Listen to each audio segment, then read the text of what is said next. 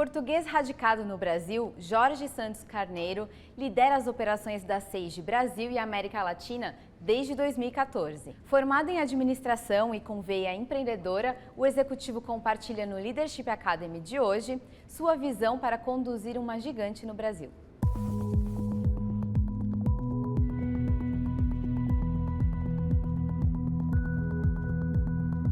Jorge, muito obrigada pela sua participação aqui hoje. Eu que agradeço. Muito obrigado, Débora, pelo convite. Você já era presidente da Sage em Portugal, né? E depois você veio para liderar a operação no Brasil. Você sentiu essa mudança? Como foi para você? Uma das características, Portugal tem muitas coisas boas, como é sabido, e agora está muito na moda, mais sabido ainda, não é? E eu gosto muito do país e das pessoas, mas uma das características que Portugal tem para quem lidera uma multinacional, como eu liderava a Sage, é que nós estamos restritos à dimensão do país. E o país é pequeno. E por isso, por muito que a empresa possa crescer, por muita cota de mercado que possa ter, vai ser sempre mais pequena a operação do que alguns outros países, como os Estados Unidos, Brasil, Espanha, França, Alemanha, entre muitos outros. E eu tive sempre essa necessidade de tentar perceber se eu teria sido, ou se eu estava sendo bem sucedido em Portugal porque o país e a operação eram pequenos ou porque eu tinha algum jeito para fazer aquela coisa de gerir empresas. E por isso, quando surgiu a oportunidade de poder vir para o Brasil, lugar onde eu não conhecia ninguém, não conhecia nada, por isso não tive qualquer facilidade adicional, digamos assim, foi algo que me despertou muito interesse, porque eu ia para uma realidade, eu vinha para uma realidade substancialmente diferente, passar de 10 milhões de habitantes para 220 milhões de habitantes, enfim, em termos de empresas também multiplicamos o número de empresas existentes, aumenta substancialmente, e por isso eu achei que era um desafio que eu gostaria de tentar. Tem sido um aprendizado muito grande, desde logo aprendi a usar muitas palavras em português do Brasil, que é importante, porque no final das minhas palestras, das minhas conversas com os meus colegas de trabalho, eu percebia que as pessoas não entendiam metade do que eu falava, e por isso fui-me adaptando, agora já consigo ter mais sucesso nisso, e fui aprendendo também a lidar com os brasileiros, que são muito diferentes dos portugueses, é uma cultura diferente, substancialmente diferente, eu diria. Ser português no Brasil é muito bom, porque somos muito bem acolhidos, muito bem recebidos, por isso a receptividade que nós temos nesta terra é, de facto, facilita muitas coisas. A relação com clientes, a relação com fornecedores, com pessoas no trabalho, etc. Enquanto cultura, é diferente, de facto, é diferente. As pessoas têm os valores, eu diria, aquilo que as pessoas mais valorizam num caso ou no outro é diferente. O brasileiro é muito simpático, eu acho, sempre muito simpático. O melhor, brasileiro tem necessidade de ser simpático, que é um pouco mais do que ser simpático. E por isso o brasileiro não gosta de falar que não. E isso é uma coisa que nós temos que aprender lidando com a cultura, porque ouvimos muitos sims, que não são propriamente sims, são mais palavras de simpatia, de concordância pelo contexto, né? Pelo contexto, enfim, pelo fluir da relação e da conversa. E o importante é perceber a diferença, não é, de uns e de outros. Eu acho, por exemplo, brasileiro, é muito gratificante trabalhar com pessoas no Brasil, porque as pessoas no Brasil celebram muito as suas conquistas, e isso é muito gratificante, ficam muito gratas por aquilo que conseguem. É um povo que tende a ser grato pelo que tem e não ingrato ou triste pelo que não tem, como outros, e por isso é muito gratificante. Por isso eu gosto muito, enfim, aprendi a lidar com os brasileiros, eu acho. Ainda estou a aprender, porque isto não se aprende tudo, como é evidente, de uma vez só, e por isso continuo aprendendo, mas é muito gratificante porque as pessoas realmente dão um feedback, e dão um feedback, normalmente quando o feedback é positivo, dão-no de forma muito, exteriorizam com muita ênfase, e isso é muito interessante. Nessa parte das diferenças culturais, o que isso facilita ou dificulta nos negócios? Eu acho que os brasileiros brigam um pouco, por exemplo. Ou seja, com alguma facilidade, eu sinto, isto é uma opinião muito pessoal, obviamente, e eu não conheço os brasileiros todos, conheço uma pequena parte das pessoas no Brasil, por isso eu não posso extrapolar para o Brasil, mas a percepção que eu tenho é que os brasileiros não gostam muito de brigar e por isso evitam confrontos, que por vezes são necessários para se resolverem, superarem e se tratar situações que de outra forma se protelam e ficam ali mais tempo porque as pessoas não se confrontam. A outra é por vezes há um excesso de otimismo e por isso vou fazer tanto e depois afinal o tanto não é tanto, é menos um pouquinho. Isso é bom e mau. É bom porque há uma ambição, há um sonho, há um desejo. É mau porque às vezes há algum irrealismo nisso e por isso depois ficam as expectativas frustradas. De outra forma, do que o contrário, o cara que acha que não vai conseguir fazer nada, não é? Que não é capaz, enfim. Eu acho que o aprendizagem é otimismo e por isso nós temos, por definição, o ser humano é muito crítico em relação àquilo que não está de acordo com a sua educação, não é? E é muito interessante nós verificarmos que com o tempo da vivência noutro país, nós vamos percebendo que não é porque nós não fomos educados assim que aquilo que fazemos aqui, ou que passamos a fazer aqui, ou que os outros fazem aqui, é errado, é apenas diferente, não é? E qual é hoje o seu principal desafio de liderança à frente da Sage Brasil e América Latina? Na Sage Brasil nós já fizemos muita coisa juntos, nós trabalhamos muito juntos, por isso eu acredito muito nas pessoas todas que trabalham na nossa empresa. Acho que todas são verdadeiramente importantes e por isso a minha maior preocupação é tentar fazer com que cada um sinta essa importância que ele tem e o papel que ele desempenha. E nesse sentido eu procuro partilhar o mais possível, de forma transparente, informação de como é que está a empresa, para onde é que nós queremos ir, o que é que correu bem, o que é que correu menos bem, o que é que correu mal, para que todos possamos estar no mesmo patamar e todos possamos contribuir. Eu acho que o mais importante na minha missão é garantir que cada uma das pessoas que está na empresa acrescenta valor. Se todos conseguirmos acrescentar valor, se todos conseguirmos ter uma opinião, dar uma ideia, ter uma sugestão sobre o caminho que a empresa deve percorrer, se todos tivermos a preocupação de pensar nisso todos os dias, nós vamos trazer mais e melhores ideias e vamos pô-las em prática com muito mais entusiasmo. Outra coisa que admiro e aprecio muito nas pessoas, uma característica que eu aprecio muitíssimo, é ownership, por isso a postura do dono. Eu acho muito importante que cada pessoa que está na empresa se sinta dono da empresa e atue como se fosse o dono.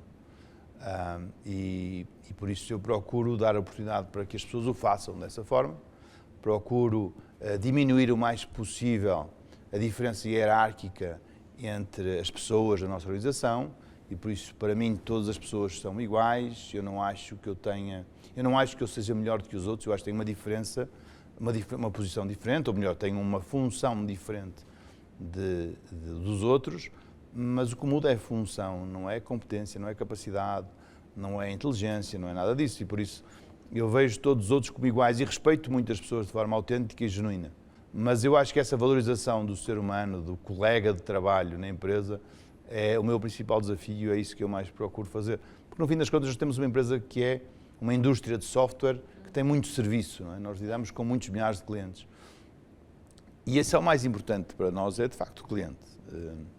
Mas o cliente não pode ser o mais importante sem nós termos considerado primeiro o nosso colega, o nosso colaborador, com a mesma ou mais importância até, porque é ele que depois vai lidar com o nosso cliente. Como que você trabalha então internamente essa questão de dar liberdade de decisão, né, para os colaboradores, mas também engajá-los e fazer com que eles se sintam tão valorizados quanto os clientes?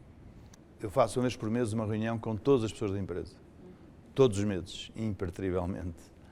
E uma reunião de 1 hora, normalmente, em que normalmente eu sou sobretudo eu que falo, mas temos muitas vezes outros convidados, outras pessoas da empresa, também já tivemos clientes convidados, parceiros convidados, e por isso nós temos ali um momento em que todos falamos a mesma linguagem, todos nos alinhamos.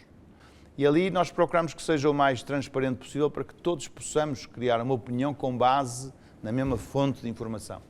Isso eu acho que é determinante, isso eu acho que é uma das coisas que melhor faço na Sage Brasil e que mais ajuda a empresa.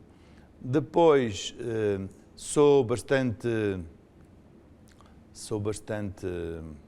exigente, não sei se eu posso ou se deverei usar essa palavra, mas sou antes de mais comigo mesmo, mas com as pessoas com quem trabalho, em particular com aquelas com quem eu trabalho diretamente, mas sou de facto muito exigente e sou muito frontal e sincero, e por isso o que é mau e bom. É mau porque por vezes não é muito agradável, é bom porque ninguém tem dúvidas nenhumas sobre o que eu penso, e por isso não fica aquela coisa, será que o Jorge gostou? Todo mundo sabe se o Jorge gostou ou não gostou. Eu acho que um líder tem que ter várias características. Entre elas há duas que eu considero muito importantes, que é o sentido de justiça e honestidade, autenticidade, transparência. São duas coisas que eu acho que são muito importantes para uma liderança consistente ao longo do tempo. Você tem uma veia empreendedora desde quando você estava na universidade. Como que isso influencia no seu estilo de gestão, na forma com que você conduz a empresa? Eu acho que isso é uma característica muito importante no meu perfil e nas pessoas com quem eu trabalho. Eu valorizo muito essa característica do empreendedorismo. Eu acho que cedo eu tenho o meu tio, que já faleceu, bem como a minha avó, mãe de minha mãe, eram comerciantes. E por isso, eu quando era mais novinho, ou bem novinho, melhor dizendo, eu ia na altura das festas, por isso de maior movimento, Natal, nomeadamente, eu ia para lá ajudar, porque ganhava um dinheirinho que me davam e eu ficava muito feliz com isso. E aprendi muito nessa minha incursão por esse mundo do comércio, dos comerciantes, da venda de balcão. Aprendi muita coisa que ficou para a vida. Depois, cedo também decidi, numa atitude de maturidade, talvez um pouco impensada, decidi dizer aos meus pais que não queria mais mesada, nem semanada, e por isso que ia viver com o meu dinheiro. Mas eu estava na faculdade na altura e por isso eu não tinha dinheiro para viver, basicamente. Claro, estava a dormir em casa deles, por isso a vida não era assim tão complicada, mas eu tinha cama e comida, não é? Mas precisava de dinheiro para poder sair à noite, enfim, para poder divertir e fazer algumas outras coisas. E então comecei a ir para uma feira que no Porto, de onde eu sou oriundo, se chama Feira da Bandoma, que é onde se vendem coisas usadas, coisas velhas. E então eu comecei a recolher coisas velhas das pessoas que eu conhecia e ia para lá a vender. E aprendi muitíssimo aí, nossa, o que eu aprendi. Mas depois houve uma senhora que era vendedora lá, uma velhinha, muito simpática, que gostou de mim e que me ensinou muito e que me ajudou e eu aprendi imenso. Depois, enfim, montei uma minhococultura, na altura na faculdade ainda também, com uns colegas, que foi à falência, porque tínhamos um só cliente, que era lá uma cooperativa, começou a correr muito bem, tínhamos a produção toda do humus, que era o que nós produzíamos, que é um fertilizante, nessa minhococultura. Esse nosso cliente, que comprava tudo o que produzíamos, por isso era fantástico, não é? Uma empresa que tem tudo o que produz vendido, é um sonho, não é? Mas o sonho durou pouco porque o cliente foi à falência. Depois montei um outro negócio com mais 3 ou 4 amigos, mas que também era um negócio fantástico, muito bem pensado, muito bem bolado, muito bem montado, tinha tudo bem para dar certo, mas tinha 4 sócios e todos mandávamos e por isso não funciona. Tem que haver de facto alguém que lidera e a coisa não foi bem. Também aprendi com esse meu falhanço. Enfim, e depois comecei a trabalhar, comecei a estagiar, aliás, depois comecei a trabalhar num grupo privado português muito importante, ou muito grande e conhecido, que se chama Grupo Amorim. E fui sempre tendo essa atitude de empreendedor, de ser crítico em relação ao que não estava bem, e por isso tomar as dores, não é, das situações e tentar resolvê-las, que no fundo é o que faz um empreendedor. E isso me ajudou muito a progredir na carreira. E de facto depois comecei muito cedo.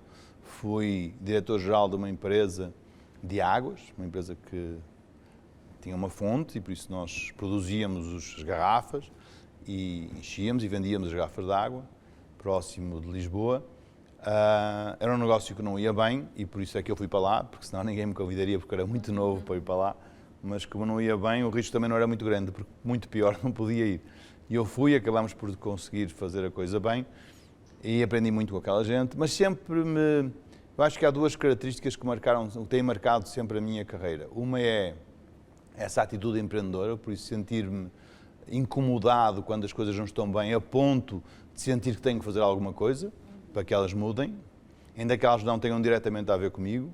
E a segunda é fazer sempre com as pessoas, com a ajuda das pessoas.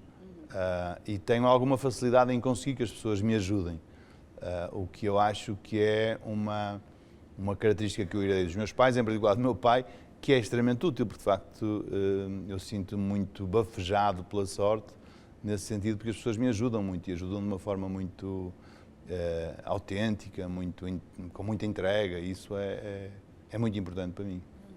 Agora eu já entendi então de onde que vem essa sua característica de fazer com que as pessoas se desenvolvam e se lancem, porque isso é uma característica sua desenvolvida lá atrás, né? Assim, não só porque você tem esse perfil, mas porque a sua família também promoveu esse tipo de perfil em você, né? É verdade, isso acho que marcou muito, acho que o início da minha vida, enfim, mais como adolescente, eu diria, na altura, e depois como adulto, jovem adulto, marcou muito a minha carreira. Acho que o meu pai e a minha mãe, mas o meu pai em especial, o meu pai sempre incutiu muito a noção da responsabilidade nos filhos, em mim e nos meus irmãos, no meu irmão e na minha irmã, e isso foi marcante, e por isso eu sempre senti muita vontade, a vida toda. Os meus pais faleceram ano passado, num acidente de carro, mas até essa altura eu sempre senti muita necessidade, muita vaidade em os poder surpreender com os meus achievements, com aquilo que eu conseguia, com aquilo que eu fazia. E isso é muito interessante, que eles conseguiram criar essa minha vontade de querer sempre mostrar que conseguia fazer mais e melhor em tudo, no desporto, no trabalho, nos estudos, enfim. Mas fazendo com vontade, não porque eles me pediam, mas porque eu queria fazer para partilhar com eles. Jorge, agora para finalizar então, eu queria saber se você tem alguma indicação de livro, alguma obra que você tenha lido recentemente ou que esteja lendo, que você acha importante para o desenvolvimento de você como profissional e também pode ajudar outros talentos a se desenvolverem. Eu li variadíssimas coisas. Eu sempre aprendi muito por observar e conversar com outras pessoas, colegas de trabalho, chefes, enfim. Mas há um livro que eu recordo, e por isso é assim o que mais que eu acho que mais posso realçar, que é um livro de Jack Welch, que se chama Straight from the Gut, que tem muito isto que eu sou. O Jack Welch é seguramente muito mais capaz e bem-sucedido do que eu, não é possível sequer comparar, mas há muitas coisas que eu faço que estão muito alinhadas com as muitas outras que ele faz. Entre elas, o ser autêntico e genuíno. Nesse livro isso é muito referenciado, enfrentarmos os problemas e aprendermos com os nossos falhanços, a importância de nos relacionarmos bem com as outras pessoas e sabermos, por isso, os soft skills, a importância dos soft skills, algo em que o meu pai também era muito forte e por isso o meu pai me influenciou muitíssimo, sem dúvida nenhuma, na vida toda. Mas eu diria que esse livro de Jack Welch é aquele que eu recomendaria, apesar de eu ter lido quando eu tinha 30 ou 30 e poucos anos, já há muitos anos atrás, mas eu acho que continua muito atual, acho que é um livro que se pode continuar a ler, porque tudo o que lá está continua muito válido. Claro, claro. Maravilha, então, Jorge, muito obrigada mais uma vez pela sua participação, adorei conhecer sua história, sua vida, seu lado profissional. Muito obrigado, Débora, o prazer foi meu. E não se esqueça de se inscrever aqui no nosso canal no YouTube. Você confere todas as outras entrevistas aqui mesmo. Obrigada e até a próxima!